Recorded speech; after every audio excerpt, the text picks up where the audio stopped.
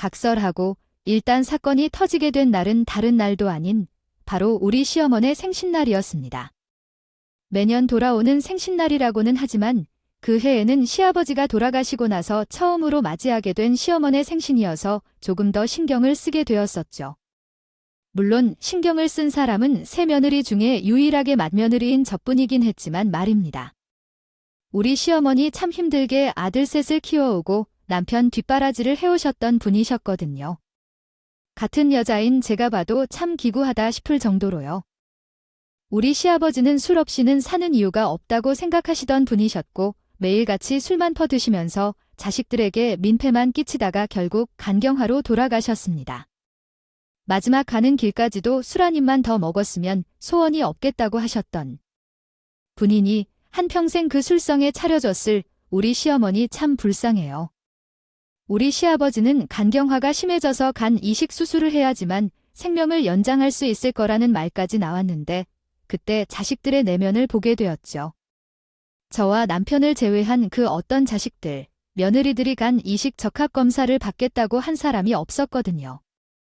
저랑 남편만이 시아버지를 위해서 간 이식 적합검사를 실시했고 아쉽게도 저희 두 사람 모두 적합하지 않다는 결과를 받게 되었습니다. 저와 남편은 아무리 망나니 같고 민폐만 끼치던 시아버지였다고 해도 가족인데 이대로 돌아가시게 될 수 없다는 마음에 그냥 서방님들과 동서들을 설득하려 했어요. 그래도 부모는 한 분밖에 없는 거 아니냐 하면서 며칠을 설득했지만 돌아오는 말은 아주 매정하더라고요. 그 나이에 수술을 받아서 살아봐야 얼마나 더 사신다고 그래요? 그 수술 진짜 쉬운 수술 아니에요. 저희 가정의 보탬이 되는 일도 아니고요. 아무리 시아버지라고 하긴 하지만 피가 섞인 가족도 아닌데 재간을 떼어주라고요. 형님이 그런 생각을 하시는 거 자체가 오바라니까요. 지금 수술을 봐요. 평생 약이나 달고 살 텐데 그 힘든 짓을 우리 아버지가 어떻게 하겠어? 분명히 다시 간만 가져서 중내만에 할게 뻔해. 그리고 나중에 나한테 간경화라도 생기면 난 누가 살려줄 건데? 내 자식들한테 가한이 식도하더라고 죽어도 못하지 그건 우리 아버지 성격에 이식수술 받고 뭐 요청해주면 또 술도 실어 다닐게 뻔한데 뭐 좋다고 간이식을 애들여 그냥 입고 사는 게 나아. 이식 수술을 받아야 한다고 말한 적도 있는 시아버지였는데 결국 저와 남편만이 시아버지의 건강을 걱정했습니다. 서방들이나 동서들은 아무도 간이식 적합검사를 받진 않았죠. 아마 동서들은 임신을 계획 중이라 그런 모양인데 절대로 받으면 안 된다고 하더라고요.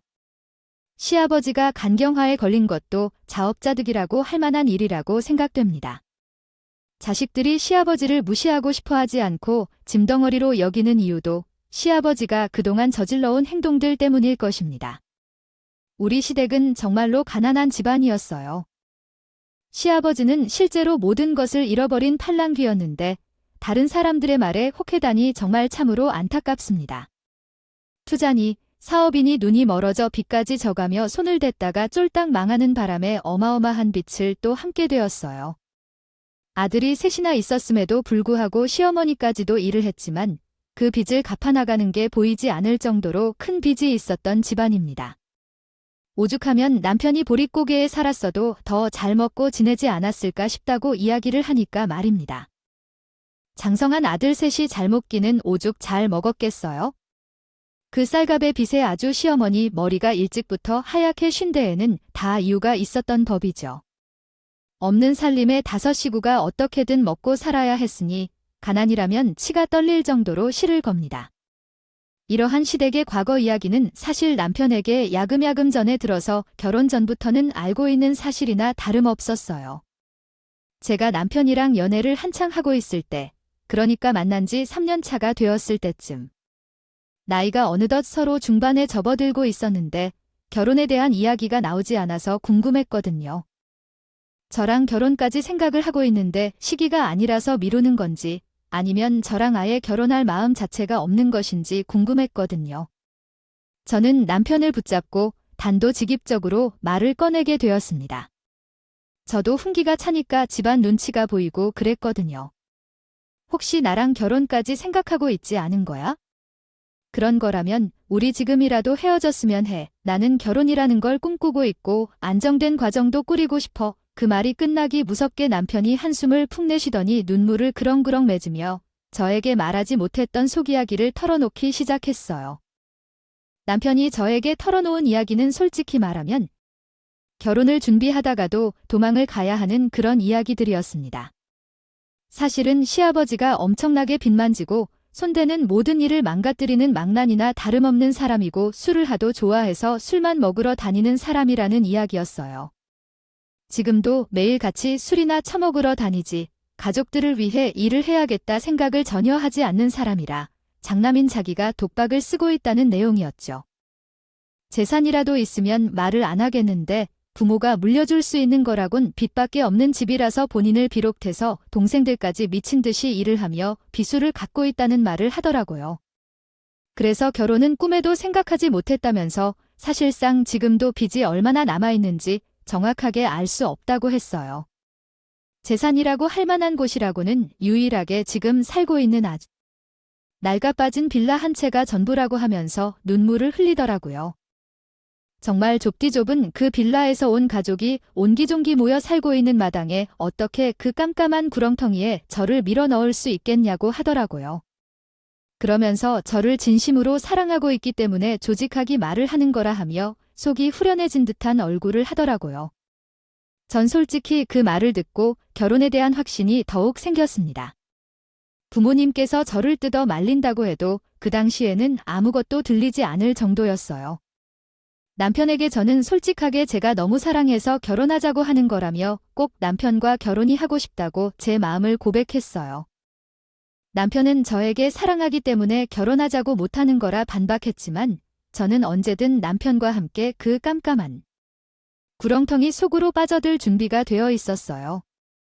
답답한 제 마음을 눈치라도 채지 못한 남편은 자꾸 한 발자국 뒤로 물러나려고 했지만 그럴수록 저는 더 앞으로 돌진을 해버렸습니다. 괜찮다고 지금 제가 눈이 멀어서 괜찮다고 다 받아줄 수 있다고 할 때 결혼하자고 남편을 계속 설득했어요.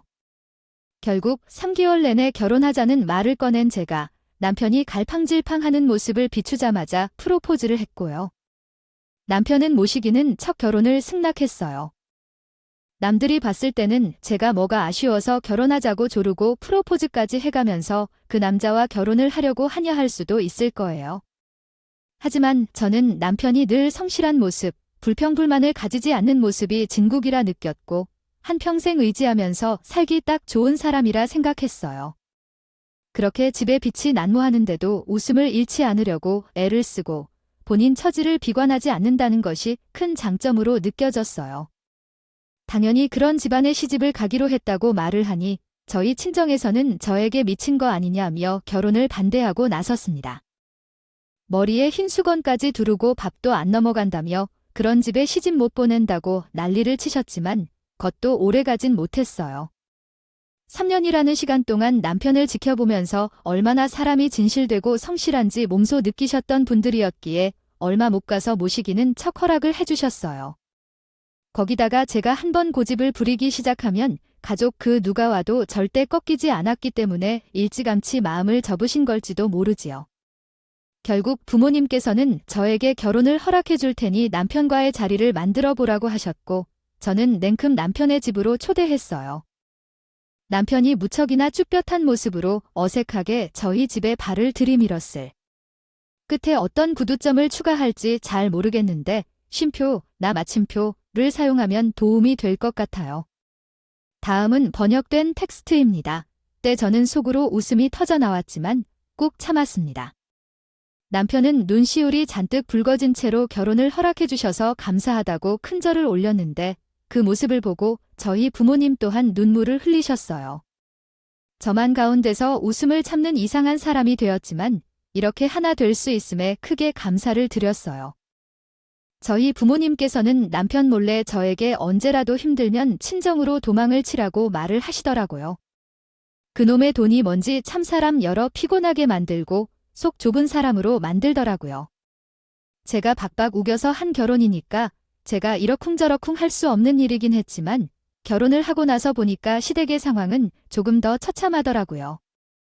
술독에 빠져 산다던 시아버지는 간이 망가져서 얼굴이 누렇게 뜬 채로 오늘 내일 하고 있는 상황이었고요.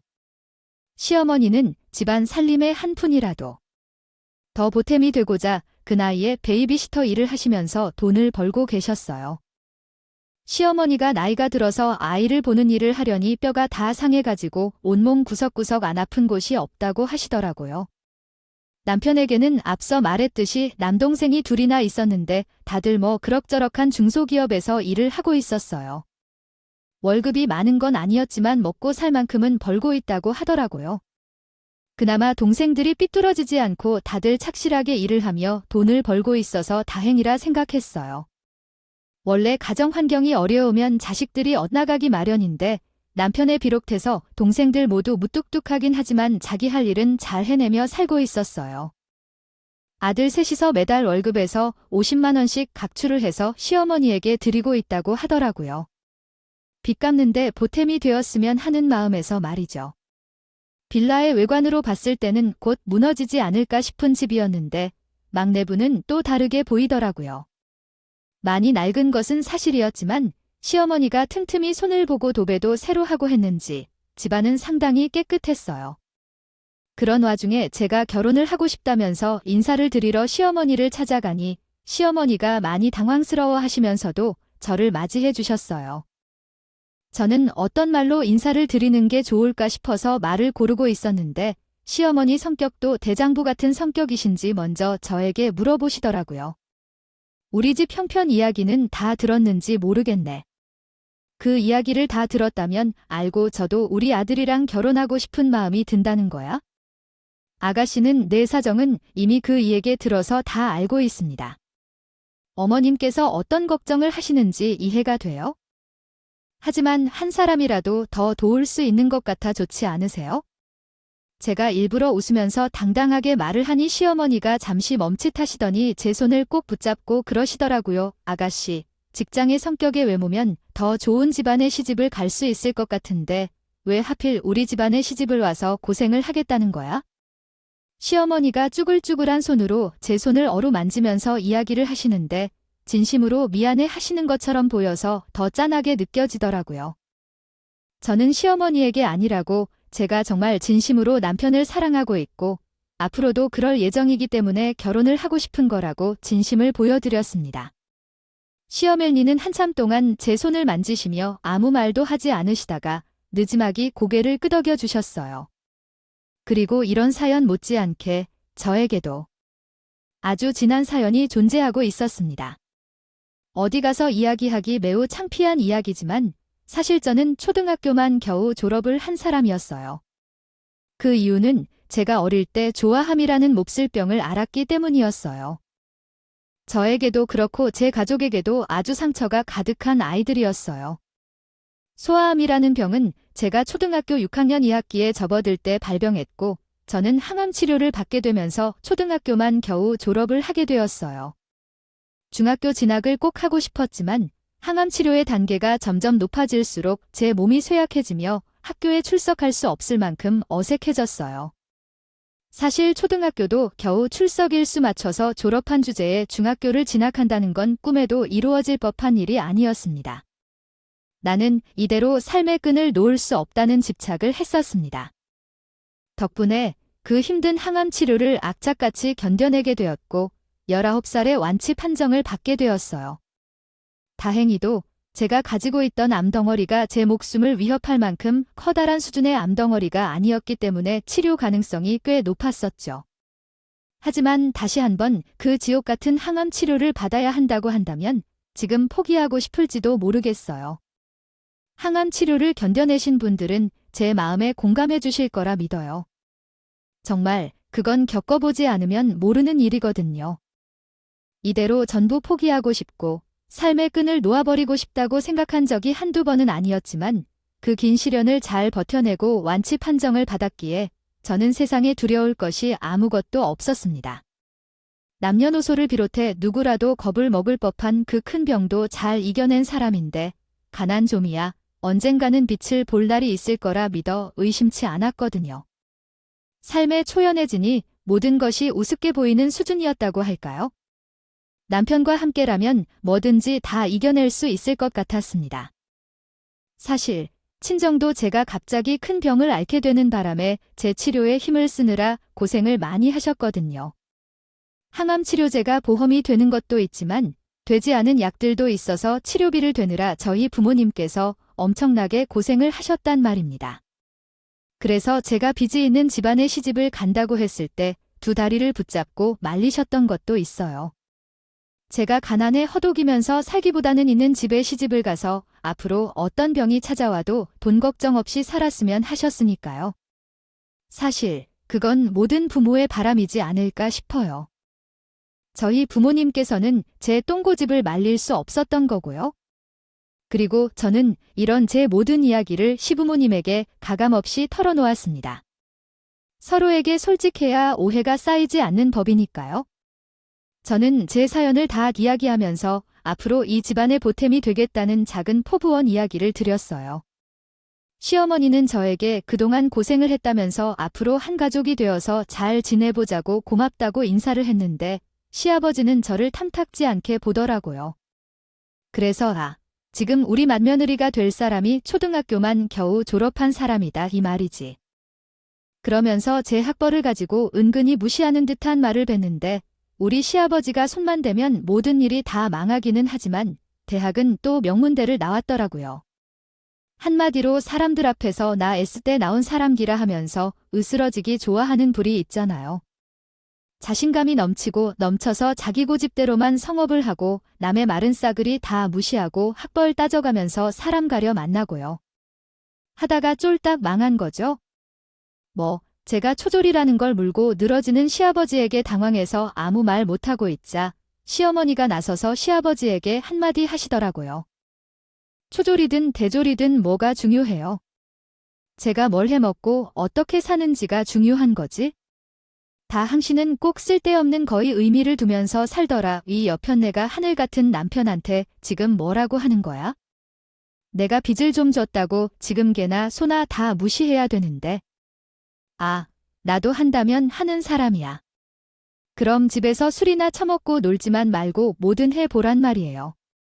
언제까지 이렇게 허망하게 인생을 소비할 거야? 그러다가 큰일 난다고. 아내가 지금 뭐 하고 싶은 게 없어서 안 하는 줄 알아? 다이 머릿속에 사고 아이템들이 가득한 데에 돈이 없어서 그러는 거 아니야? 돈이 없어서. 애초에 자식들은 돈을 팍팍 벌어다가 제비한테 투자를 했으면 우리 집은 진즉 부자가 되고도 남았어. 남편의 두 동생들은 그런 시아버지의 타령이 지겹다는 듯이 아예 대화에 끼지도 않고 두 귀를 막고 모르쇠하고 있더라고요. 저는 갑자기 벌어진 시부모님의 싸움에 이러지도 못하고 저러지도 못하고 있다가 일단락이 되어서야 겨우 인사를 마치고 집으로 돌아올 수 있었어요. 첫 인사 자리에서 갑자기 시부모님 두 분이 싸움이 나는 바람에 분위기가 참 요상하긴 했지만 쏟은 물을 다시 주워 담을 순 없잖아요. 그냥 좋은 게 좋은 거다 하면서 바로 상견례 자리를 마련하여 양가 부모님들께서 만나는 인사를 나누게 되었습니다. 서로의 사정을 잘 알고 있다 보니까 상견례 자리는 서로 불편한 계류가 흐르고 어색하기도 하고 아주 난리도 아니었어요. 하지만 저랑 남편은 그런 것들 전부 무시를 하고 우리 둘이 잘 살면 되는 거다 하는 마음을 먹고 모든 걸 감사하기로 했습니다.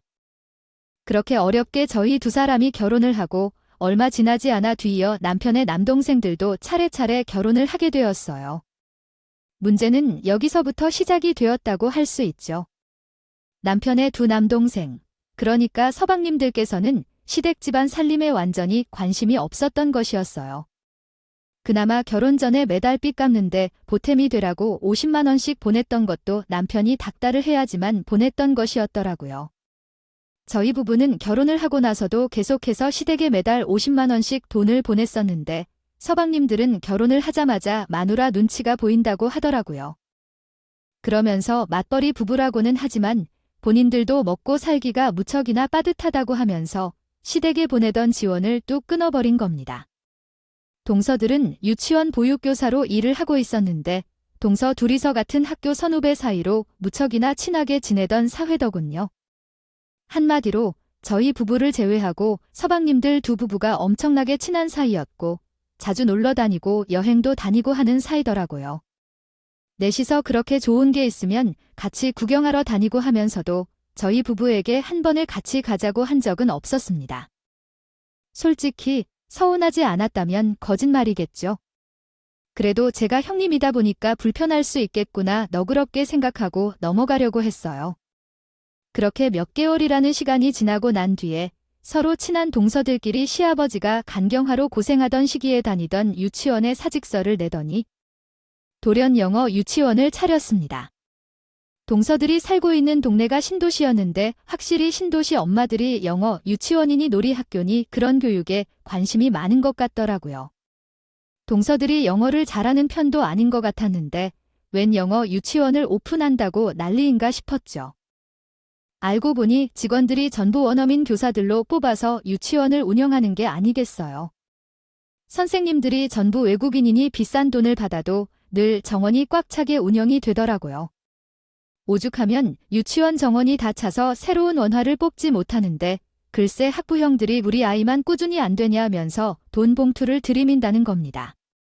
확실히 교육에 대한 관심사들이 많이 늘었다고는 하지만 이렇게까지 치열할 줄은 몰랐던지라 저는 신기한 구경을 하는 것 같았어요.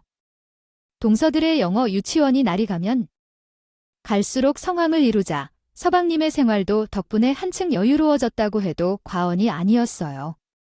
하지만 우리 시댁은 글쎄요. 형편이 나아진 걸 전혀 모르겠더라고요. 빚까지 얼마나 남아있는지 아니면 다 갚았는지조차 몰랐으니까요. 우리 부부만 홀로 일을 하며 삭신이 쑤신다고 말을 하는 시어머니가 걱정이 되어서 용돈식으로 매달 생활비를 보내주고 있었어요. 은근슬쩍 시어머니에게 동서들은 얼마씩 봉투를 주냐고 물어봤는데 시어머니가 손사래를 막 치더라고요. 동서네는 그렇게 돈을 잘 벌면서도 명절이나 어버이날을 제외하고는 돈을 한 푼도 보낸 적이 없다고 말합니다. 정말 두 동서들의 흉을 보자고 하면 밑도 끝도 없이 하루 종일 썰을 풀어낼 수도 있지만 결정적으로 이번에 글을 쓰게 된 사건이 일어나게 되었어요. 맨 처음에 말을 했듯이 시아버지가 간경화로 인해 손도 쓸 수 없게 되셔서 돌아가시고 처음으로 맞이하는 시어머니 생신이었습니다. 평소와 같으면 생일을 챙겨 뭐 할 거냐고 하셨던 시어머니가 이상하게도 온 가족을 다 불러 모으시고는 할 말이 있다고 하시더라고요. 내가 아주 중요한 할 이야기가 있으니까 어느 누구 하나도 빠짐없이 자리에 왔으면 좋겠구나. 오지 않은 사람에게는 크게 화를 낼 것이야. 그렇게까지 이야기를 하셨기에 단단히 일러주실 이야기가 있겠거니 하고 별 생각 없었어요. 저랑 남편은 시어머니의 생각이 궁금했지만 어차피 생신날 다 말씀해 주시겠지 싶어서 묵묵하게 하겠다고 대답을 드렸어요. 그런데 시어머니가 그 말을 하고 얼마 지나지 않아서 동서들에게 번갈아가며 저에게 연락이 오더라고요.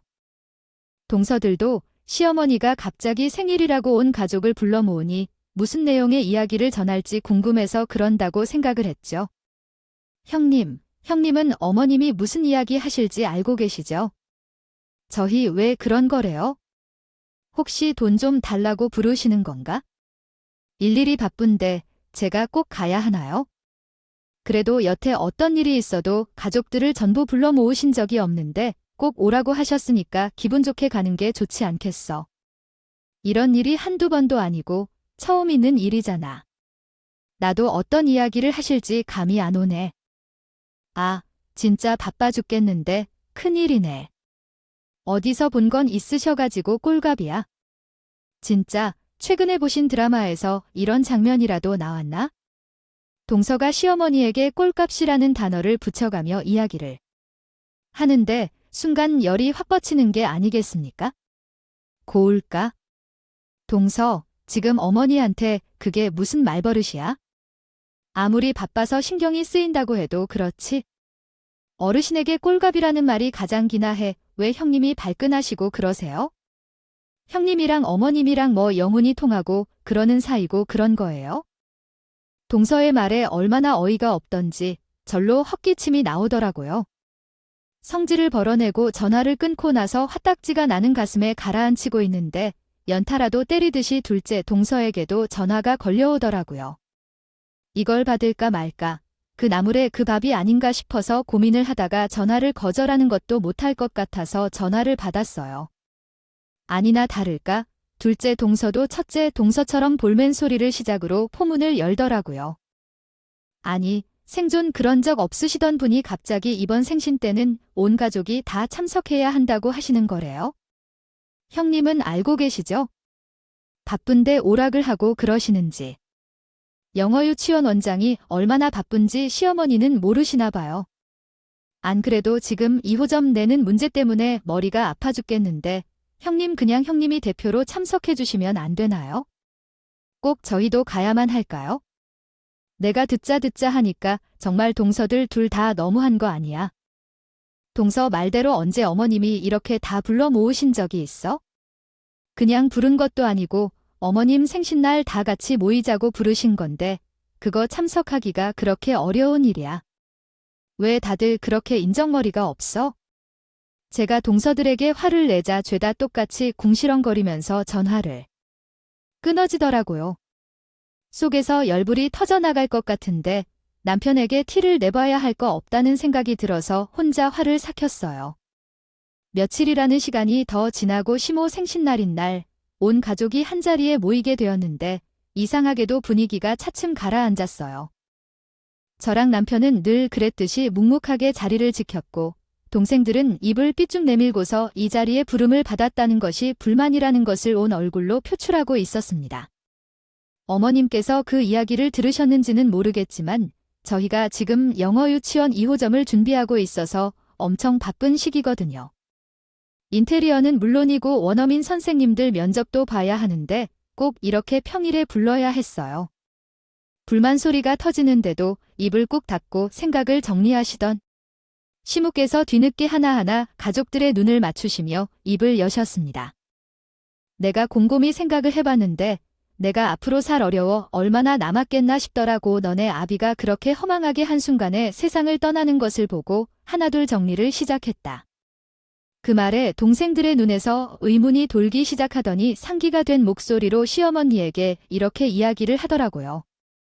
어머님, 저희가 이유좀 준비를 하면서 힘들어 한다는 걸 아시고 도와주시려고 하시는 거예요. 그 말에 저도 모르게 헛기침이 튀어나오는데 그동안 정말 생활비 한 번 안 보탠 것들이 대놓고 돈돈거리니까 어이가 없더라고요. 저는 그런 동생들을 한번 쏘아 보아주고는 남편과 함께 아무 소리도 하지 않고 시어머니의 뒷말을 기다렸어요. 서방님들도 처음 듣는 소리인지 빚은 더 갚은 거냐면서. 물려줄 재산이나 있었냐고 시어머니가 빨리 입을 열기를 기다리며 재촉을 하더라고요. 저희 부부만 빼놓고 넷이서 쑥덕쑥덕 하는데이 빌라가 낡아 보여도 값은 꽤 나갈 거다부터 시작해서 지들끼리 무슨 돈이 있고 어쩌고 저쩌고 하더라고요. 그 작태를 유심히 보던 시어머니가 딱 그러는 게 아니겠습니까? 너희가 그동안 유아교육관지 뭐 언제 나왔다고 큰며느리는 아예 상종도 안 하고 은근히 따돌리는 거 잘 알고 있었다. 나는 학벌이 그렇게 중요한 건지 미처 모르고 그동안 큰며느리 변에 들어왔는데 생각을 해보니까 학벌이라는 게 참 중요한 것 같더라. 그래서 니들이 그렇게 대단하게 여기는 학벌 순서대로 유산 상속을 해주려고 이 자리에 부른 거다. 그 말에 동서들의 얼굴이 완전히 환해지더니 저를 딱 쏘아보면서 그러더라고요 라고 하네요. 제가 시아버지가 살아있을 때의 이야기인데 형님이 초등학교만 겨우 졸업했다면서요. 요즘은 중고등학교 졸업도 어려운 시기인데 초졸이라니 어떡해요. 그러니까 저희 영어 유치원에서 어떻게 영어라도 좀 배우실래요? 우리 애들 수준이랑 잘 맞으실 것 같은데 싸가지 없게 낄낄거리면서 이야기를 하는데 순간 남편이 열이 받았는지 동서들한테 그게 무슨 말버릇이냐고 한마디 하더라고요. 그러니까 동서들도 지지 않고 시어머니도 학벌순으로 유산 상속을 해준다고 하지 않았냐고. 사실은 다들 속으로 똑같은 생각하고 있었던 거 아니냐고 하더라고요. 저는 시어머니를 원망스러운 눈으로 쳐다봤습니다.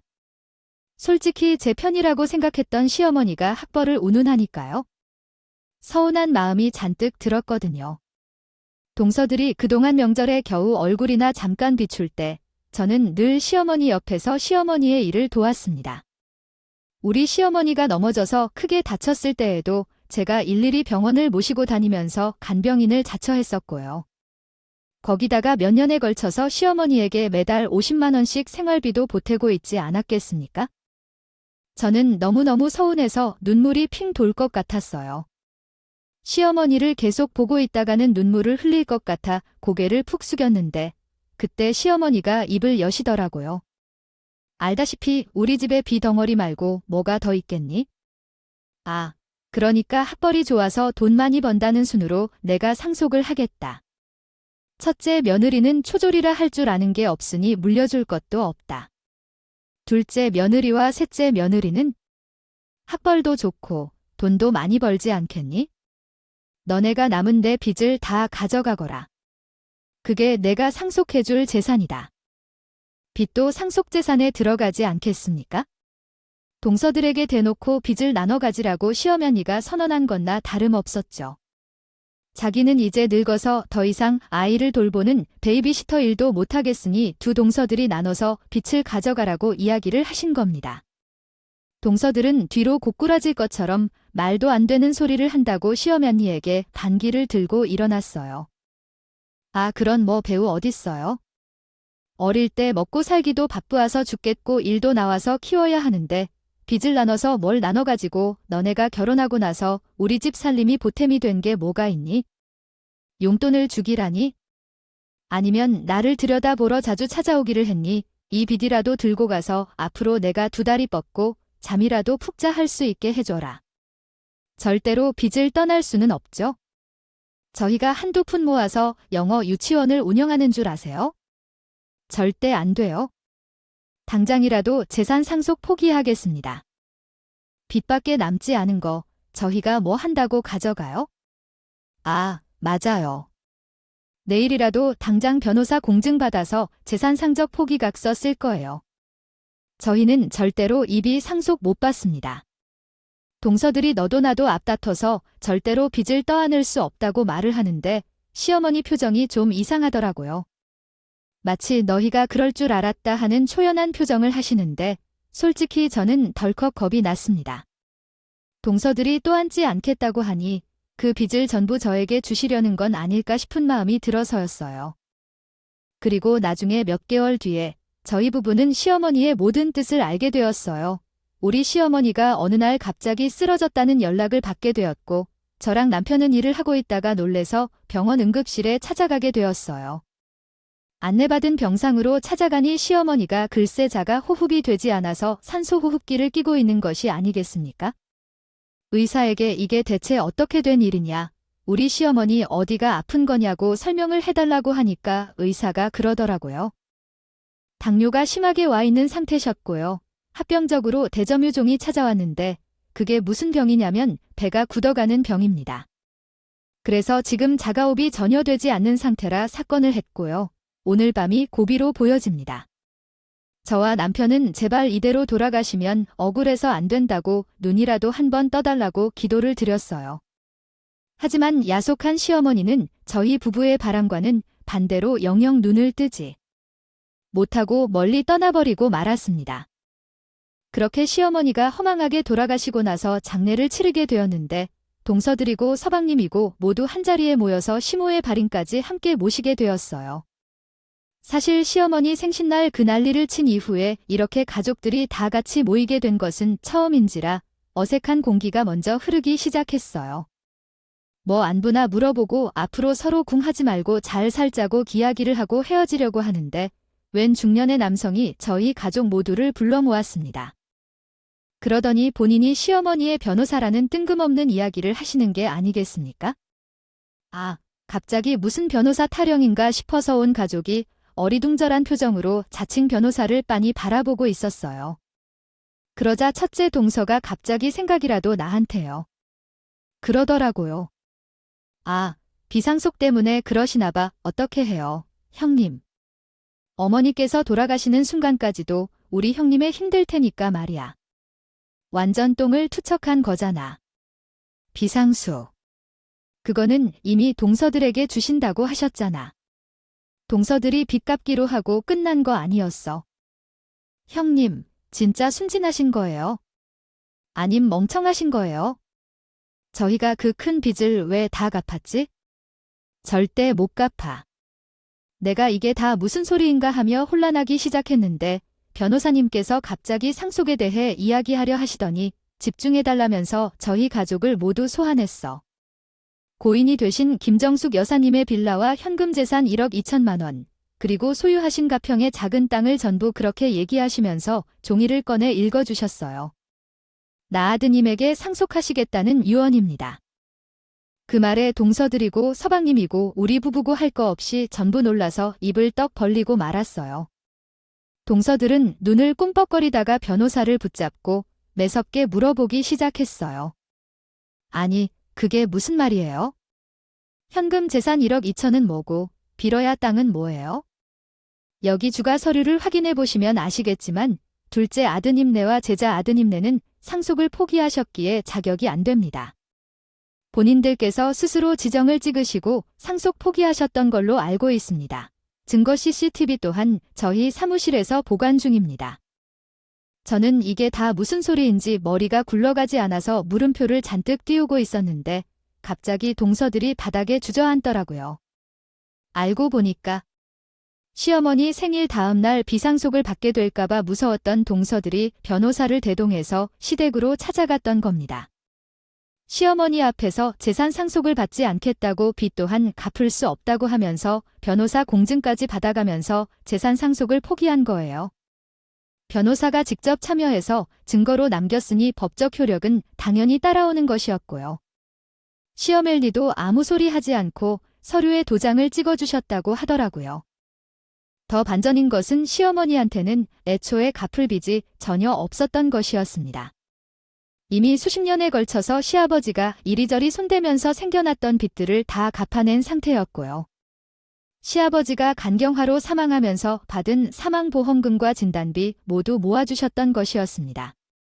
거기다가 시어머니가 당뇨 진단을 받은 이후에 폐 섬유종이 오면서 받게 된 진단금과 사망보험금까지 전부 본인 통장으로 넘어가게 해주신 거죠. 이전에 받았던 시부의 보험금으로는 투자를 할 겸 작은 땅을 사두셨었고 그 땅과 빌라, 현금 재산을 전부 저와 남편에게 상속을 하신 겁니다. 빚을 넘겨주겠다고 하면 동서들이 저절로 상속을 포기하고 꼬리를 내릴 거라 예상을 하셨던 시어머니가 벌인 아직 기가 막힌 자작극이었던 거지요. 저희 부부에게만 재산을 물려주고 싶으셨는데 동서들이 스스로 상속을 포기하지 않으면 소송을 통해서 어떻게든 재산이 나뉜다는 것을 알게 되신 거예요. 그래서 시어머니가 동서들 스스로 재산 상속을 포기하게 만들기 위해서 없는 빚을 의논하시며 서류를 작성하게 한 거예요. 동서들은 변호사가 내민 본인들의 지장이 찍혀있는 상속 포기 각서를 보면서 바닥에 주저앉아 망연자실한 표정으로 멍하니 있었습니다. 그도 그럴 것을 동서들이 영어 유치원을 운영하고 있었고 2호점까지 운영을 하고 있지 않겠습니까? 그리고 이들이 아주 돈을 두둑하게 만지다 보니까 눈이 멀어서 돈 욕심이 생기게 된 거예요. 영어 유치원이니까 원아들의 점심을 유치원에서 제공을 하고 있었는데 급식비를 뒤에서 몰래 조금씩 가로채고 있었던 거예요. 그러니까 급식비라는 명목으로 한 끼에 5,000원이라는 돈을 받고 있었으면 2,000원어치의 돈으로 식사를 차려주고 3,000원은 지들이 꿀꺽하고 있었던 게 밝혀진 겁니다. 아이들이 맨날 유치원만 다녀오고 나면 배가 고프다고 하면서 집에 와서 밥을 또 먹고 또 먹으니까 그걸 수상하게 여긴 학부형이 신고를 한 거죠. 설마 애들 밥으로 장난을 치고 그러겠냐며 감사를 받게 되었는데 세상에 정말로 애들 밥으로 장난을 치고 있었던 거예요. 그래서 영어 유치원은 영업정지를 당하게 된 것은 결론이고 온 동네에 소문이 퍼지면서 쫄딱 망해버리고 말았던 거예요. 2호점까지 운영을 하겠다고 하면서 엄청나게 투자를 해댔는데 건진 거 하나도 없이 쫄딱 망한 데다가 유치원 교사 자격까지 박탈해 당해버렸으니 동서들은 원금을 되찾기는커녕 막대한 빚더미에 앉게 된 거예요. 그 와중에 시어머니의 잔꾀에 속아 넘어가서 상속받을 수 있는 재산까지 전부 포기를 해버렸으니 동서들이 얼마나 망연자실을 했겠습니까? 동서들은 정말 썩은 동화줄이라도 잡아야겠다는 마음이 들었던 건지 뭔지 저와 남편에게 달려와서는 조금만 돈을 나눠주면 안 되냐고 사정사정하기 시작했어요. 형님, 저희가 그동안 마음을 나쁘게 먹은 거 처음부터 사과드릴게요. 학벌 가지고 무시했던 거 전부 저희가요? 잘못했어요. 사람이 지혜로운 건 학벌이란 상관이 없는 것이었는데 제발 한 번만 용서해 주세요. 저희도 이렇게 쫄딱 망하게도 될 줄 몰랐어요. 앞으로는 정말 성실하게 잘 살아볼게요. 그러니까 형님, 조금만 도와주시면 안 될까요? 저희에게는 형님밖에 없어요. 앞으로는 진짜 형님을 우습게 보지 않고 정말 존경하면서 모실게요. 제발 부탁드려요.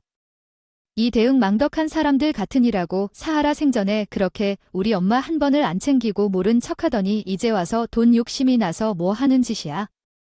우리 엄마가 그럴 사람이 아닌데 이렇게까지 한 걸 보면 니들한테는 정말 단 일어난 폰도 주고 싶지 않았던 게 분명해. 그런데 우리한테 뭐 그 돈을 달라고 부탁을 해 절대로 못 주니까 꺼져. 동사들이 울면서 저에게 형님 하는데 저야말로 엄청나게 어이가 없지 않겠습니까? 초절이라면서 제 앞에서 대놓고 무시를 할 때는 언제고 이제 와서 저에게 존경한다는 둥 앞으로 잘하겠다는 둥 설탕 발린 말을 하는 게 웃었습니다. 초등학교나 겨우 졸업한 사람이라고 대놓고 무시할 때는 언제고 이제 와서 그런 소리를 해 동서들도 참 뻔뻔하다. 그렇게 좋은 대학 졸업자나 나와서는 초졸이 나한테 이렇게 매달리는 이유가 고작 돈 때문이라니. 사람 참 우스워, 그치?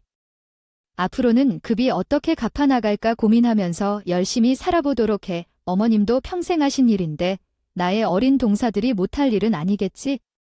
그리고는 남편과 딸도 돌아보지 않고 그것을 떠나왔어요. 저희 부부는 상속 절차를 마치고 돈을 모두 받게 되었고 그 돈을 어떻게 사용할까? 고민을 하다가 우리 부부의 노후를 위해 사용하기로 결정을 내렸어요.